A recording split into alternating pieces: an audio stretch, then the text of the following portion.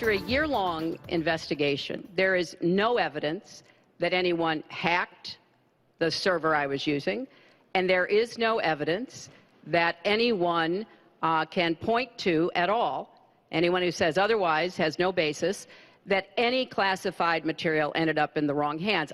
Hillary Clinton defending her use of that private email server during the most recent presidential debate.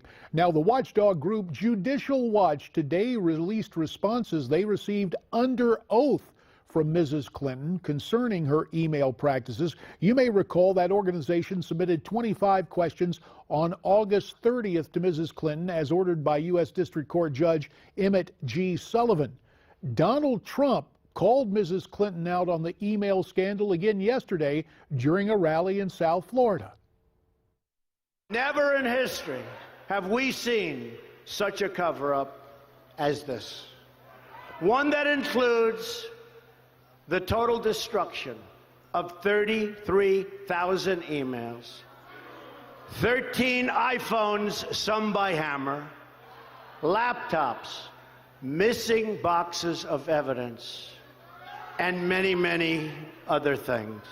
To go more in depth on this, we're pleased to be joined by Chris Farrell. Chris is the Director of Research and Investigations for Judicial Watch. He Skypes in tonight from Washington, D.C., and across the river in Northern Virginia via Skype, it's Dan Gainor. Dan, of course, the Vice President of Business and Culture at the Media Research Center. Thanks to you both for your time tonight on Newsmax Prime. Chris, let's get right to it. What revelations came out of Mrs. Clinton's court-ordered deposition? That she has a severe but evidently temporary case of amnesia. She wasn't going to perjure herself, and she wasn't going to make any admissions against her own interests since she's already on the record with the FBI. So she's really in a box, and being a Yale Law School graduate, she knows the only course of action open to her is to say that she doesn't recall. And that statement under oath is preposterous. It's ridiculous, because we have things like non-disclosure agreements that she signed, different security briefings.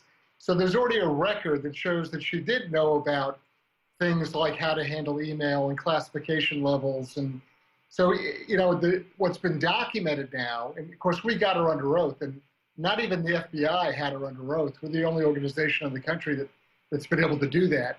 So now we have her under oath, lying about national security crimes that she committed with respect to mishandling national defense information, and now she's sworn to it. It's really an amazing turn of events, and it actually reflects quite poorly on Director Comey and the FBI. Yeah, Director Comey, Chris, was saying, hey, please don't call us weasels. Now, you may exist in a world of decorum. As far as I'm concerned, Director Comey and those who bowed and scraped to Mrs. Clinton, guess what? They are weasels. But aside from my reflexive name calling, what are we going to see come out of this? JD, I have the advantage of having been a special agent of Army counterintelligence. I've conducted national security crime investigations, and I put people in jail. So I'm not guessing at this, I've done it. And what Mr. Comey did was he punted. And I know there's enormous frustration within the FBI, because I've spoken to FBI agents who are fed up. They feel that Mr. Comey has disgraced the organization. And look, he punted on this. Mrs. Clinton mishandled national defense information that any other person in law enforcement, the intelligence services, or the armed forces would be prosecuted for having done a fraction of what she did. But now she's under oath, and she's locked in, and Judicial Watch has done that. And this is not going away. It doesn't matter who becomes president. Our litigation marches on, and more records will be produced. And then there's still a wild card, right? There's still the whole WikiLeaks deal, and who knows what's going to come out of that. As speaking of that, Dan, let me get you in on this conversation. Of course, it seems as if Mrs. Clinton is claiming Michelle Obama as one of her new best friends out on the campaign trail. And it was Mrs. Obama's reaction to WikiLeaks and all the claims that the alphabet networks concentrated on last night. Let's take a look. One of Hillary Clinton's most powerful weapons, Michelle Obama, was on the trail today, and the First Lady took aim at Trump His words about women. The First Lady saying Trump's words have shaken her to the core. Right before Donald Trump took the stage today, we heard from First Lady Michelle Obama campaigning for Hillary Clinton in New Hampshire and condemning Trump's comments about women in a raw and powerful takedown, declaring enough is enough. So ABC and NBC, Dan, and CBS to a lesser degree last night, at least as I understand from the coverage. Earlier in this program, I spoke about misdirection. And it seems like rather than WikiLeaks, boom, if Michelle Obama's going to get up and go after Donald Trump, every eye in the establishment media is right there on her.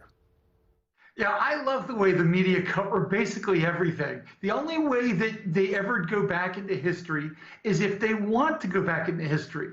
They're using the Michelle Obama video. They're not using the Michelle Obama video where she said that Hillary's own personal life, the way that she and Bill Clinton handled things, disqualified her for president. That comes from when she was running, her husband was running against Hillary Clinton.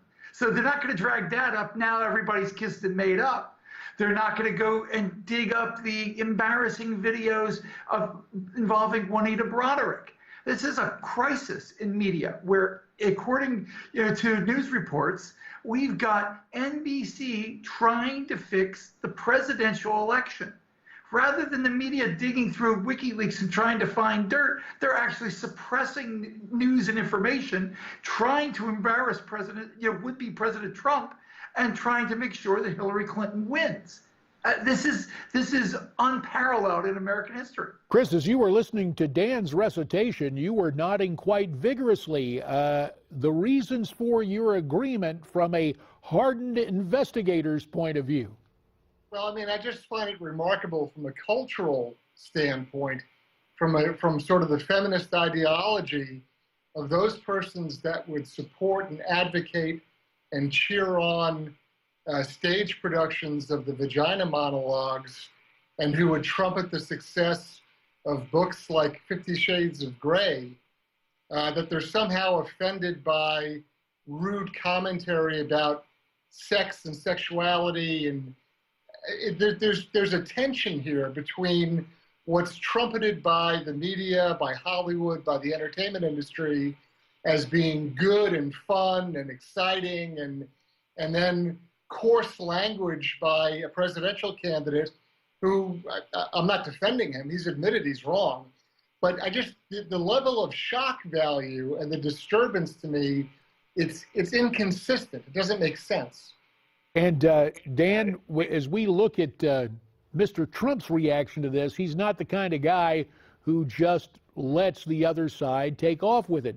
In fact, here's what he had to say regarding this, well, more than cozy relationship between the alphabet networks, their cable cousins, and Mrs. Clinton. Here's what he said on the stump yesterday.